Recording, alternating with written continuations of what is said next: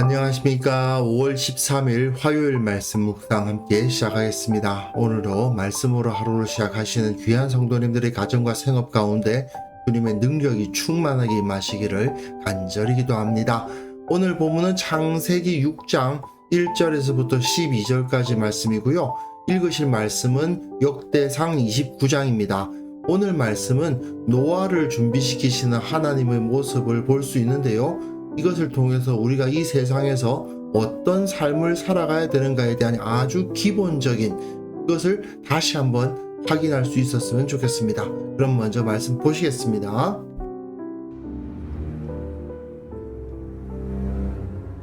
사람이 땅 위에 번성하기 시작할 때 그들에게서 딸들이 나니 하나님의 아들들이 사람의 딸들의 아름다움을 보고 자기들이 좋아하는 모든 여자를 아내로 삼는지라. 여호와께서 이르시되 나의 영이 영원히 사람과 함께 하지 아니하리니 이는 그들이 육신이 됨이라. 그러나 그들의 날은 120년이 되리라. 당시에 땅에는 네피림이 있었고 그 후에도 하나님의 아들들이 사람의 딸들에게로 들어와 자식을 낳았으니 그들은 용사라 고대의 명성이 있는 사람들이었더라. 여호와께서 사람의 죄악이 세상에 가득함과 그의 마음으로 생각하는 모든 계획이 항상 악할 뿐임을 보시고 땅 위에 사람 지으셨음을 한탄하사 마음에 근심하시고 내가 창조한 사람을 내가 지면에서 쓸어버리되 사람으로부터 가축과 기는 것과 공중의 새까지 그리하리니 이는 내가 그것들을 지었음을 한탄함이니라. 그러나 노아는 여호와께 은혜를 입었더라. 이것이 노아의 족본이라. 노아는 의인이요 당대의 완전한 자라. 그는 하나님과 동행하였으며 세 아들을 낳았으니 셈과 함과 야벳이라. 그때 온 땅이 하나님 앞에 부패하여 포악함이 땅에 가득한지라. 하나님이 보신즉 땅이 부패하였으니 이는 땅에서 모든 혈육 있는 자의 행위가 부패함이었더라. 우리는 이제 가인의 후손과 셋의 후손의 계보를 확인한 다음에 이들이 어떻게 부패해서 노아의 홍수라는 그런 대재앙을 맞이하게 되었는가를 살펴보게 되었습니다. 하나님의 형상된 사람의 모습이 아담의 계보, 셋의 계보죠. 그 계보를 따라서 이어져 왔는데 문제가 생겼다. 어떤 문제가 생겼느냐? 사람이 땅 위에서 번성하기 시작할 때에 그들에게서 딸들이 나는데 여기서 이 사람이 어떤 존재일까? 가인의 계보일 수도 있고 셋의 계보일 수도 있겠죠. 어쨌든 사람들이 번성합니다. 문제는 하나님의 아들들이 사람의 딸들의 아름다움을 보고 자기들이 좋아하는 모든 여자를 아내로 삼았다.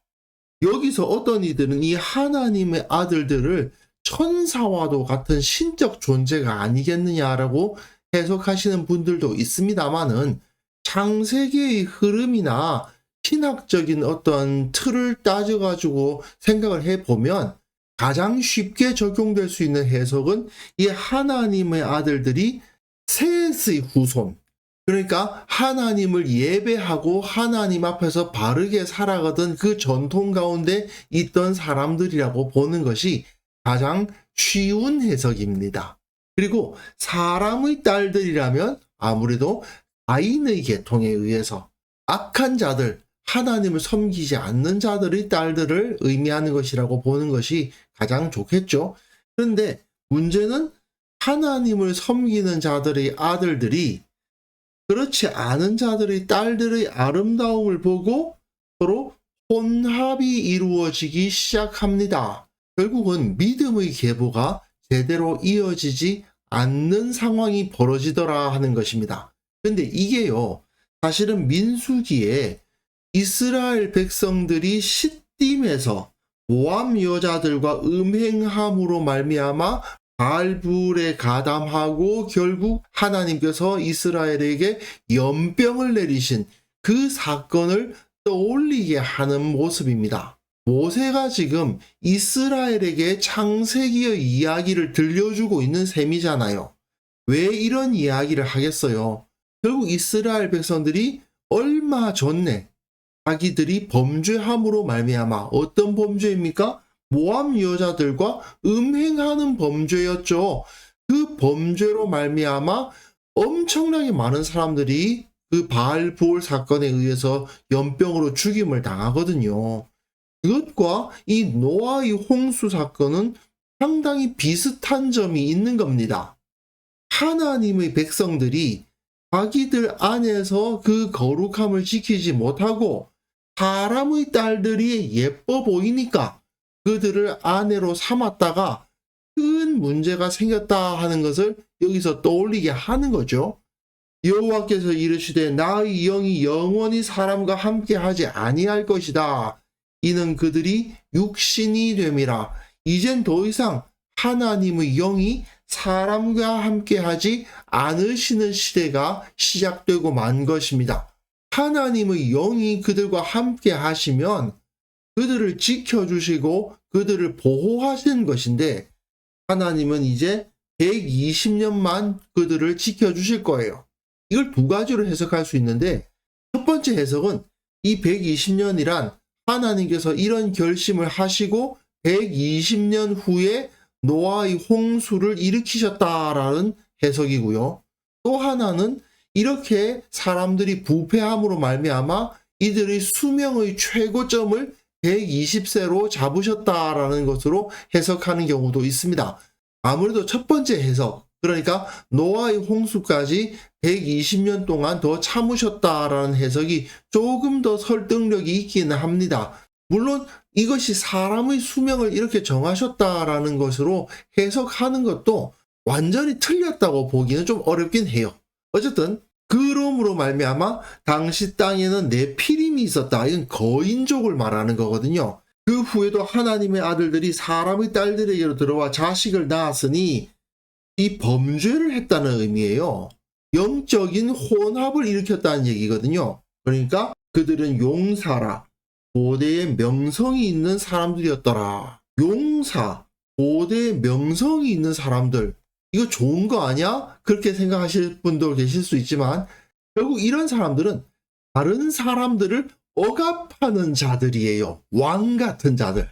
그러니까 하나님의 자손들과 사람의 자손들이 혼합됨으로 말미암아 이렇게 강한 자들이 나타나게 되었고 이 세상은 억압적으로 변화되었다라고 말하고 있는 겁니다.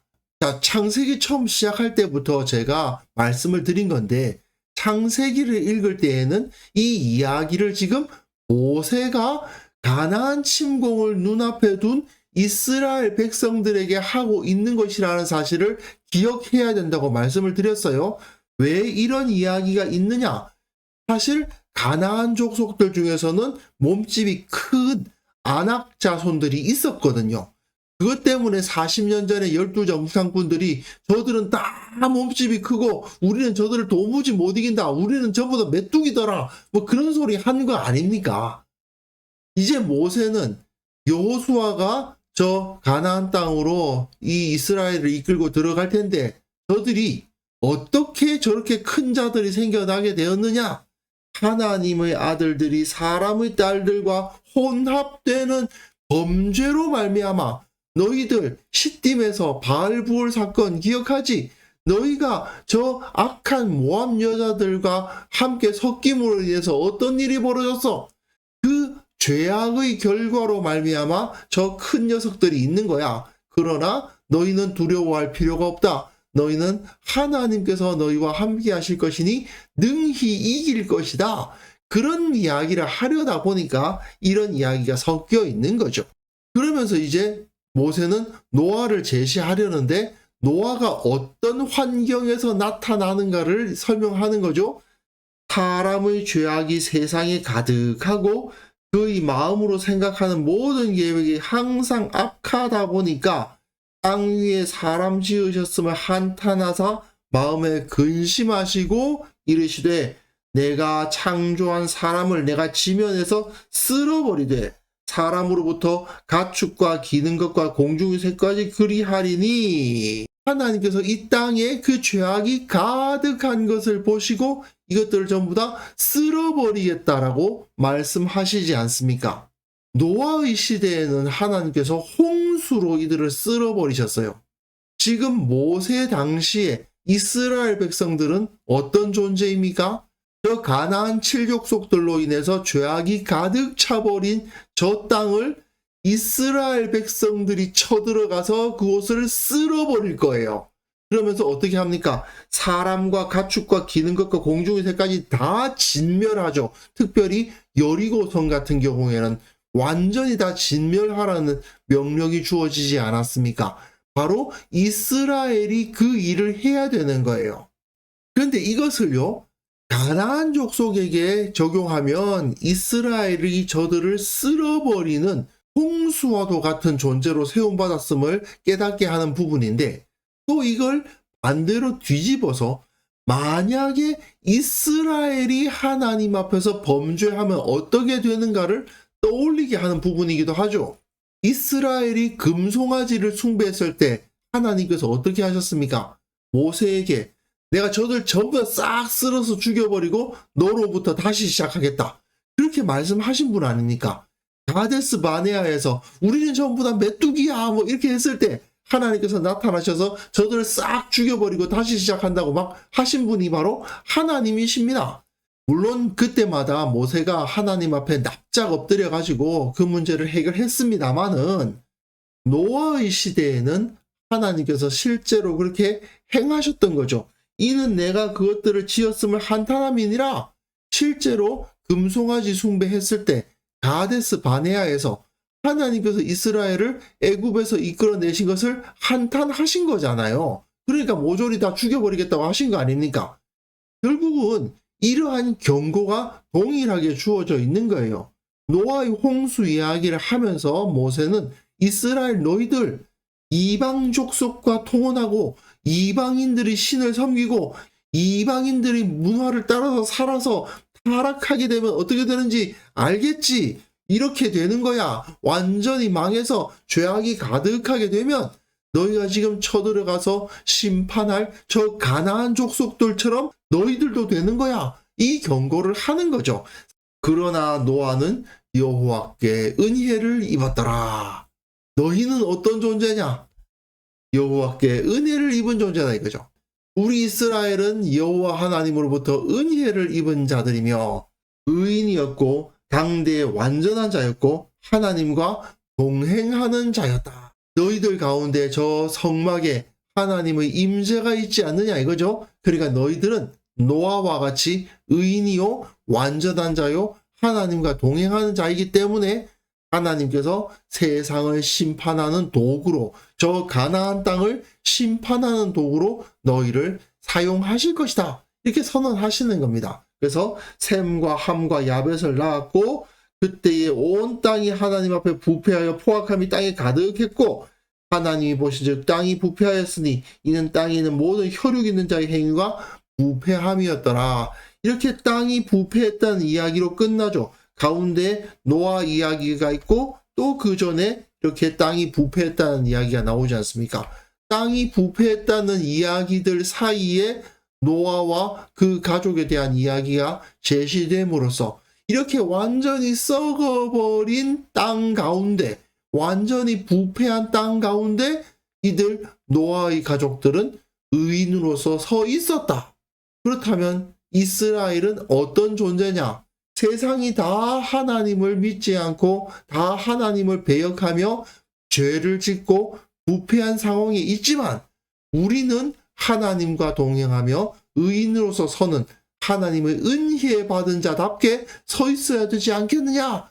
결국 정리하자면요. 모세가 노아의 홍수 이야기하면서 이스라엘에게 전하고자 하는 메시지는 결국 두 가지입니다. 첫째는 우리가 세상 가운데 의인으로서 하나님과 동행하는 자로서 서야 한다. 세상과 혼합되어서는 안 된다. 거짓된 신들을 믿어서는 안 되고 우상숭배해서는 안 되고 저 악한 문화에 물들어서는 안 된다. 그 이야기를 하는 것이고, 둘째로는 우리는 세상을 심판하시는 하나님의 도구다라는 것이죠. 우리는 하나님께서 우리를 들어서 세상을 홍수와 같이 쓸어버리는 데 사용하실 하나님의 도구요, 하나님의 군대다. 이 정체성을 바로 잡으라는 거죠. 만약에 우리가 이 정체성을 잃어버리게 되면 저들 가나안 족속들처럼 우리도 하나님 앞에 심판을 당할 것이라는 경고이기도 합니다. 어쨌든 우리는 세상 가운데 살고 있지만 세상에 혼합되지 않음으로 인해서 하나님의 형상된 그 인간의 존엄성을 드러내며 살아가라고 부름받은 사람들입니다. 그런 삶을 바탕으로 우리처럼 살기를 원하는 자들을 세상에 늘려가는 것, 그것이 바로 우리들의 사명인 거죠. 우리가 그렇게 살아갔을 때 하나님께서는 결국 우리를 들어 사용하셔서 세상을 심판하시거나 구원하실 겁니다. 사실 구원과 심판은 동전의 양면과도 같아요. 세상을 심판하실 때 그들 중에서 그 심판에서 예외로 떼어지는 자들이 있을 것인데 그들이 바로 구원받은 사람들이니까요. 결국 우리는 세상에 하나님의 심판과 구원을 전달하는 사람들이다. 그러기 위해서는 주님과 동행하며 주님 앞에 의로운 자로서 서야만 된다. 내가 은혜 받은 자라는 사실을 잊어서는 안 된다. 이것을 오늘 본문을 통해서 확인할 수 있는 것 같습니다. 그래서 이 시간 함께 기도하실 때에는요, 비록 이 세상이 죄악으로 가득 차 있지만 그럼에도 불구하고 우리는 은혜 받은 자답게 주님 앞에서 의롭게 서게 하옵소서. 우리 교회 공동체가 철저히 이 세상과는 다른 기준, 다른 가치관으로 살아가는 자들이라는 그 정체성을 갖게 하옵소서. 함께 기도하는 시간 가졌으면 합니다.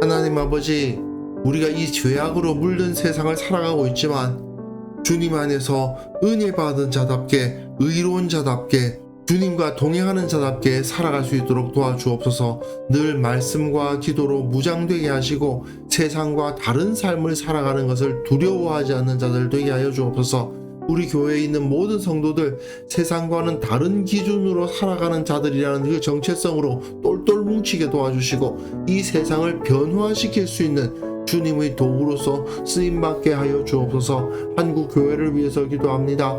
한국 교회가 이 세상을 심판하는 도구, 또한 세상을 구원하는 하나님의 도구가 될 수 있도록 주께서 우리들을 일깨워 주시고 거룩하게 하시고 하나님의 법도를 바로 세워 주옵소서.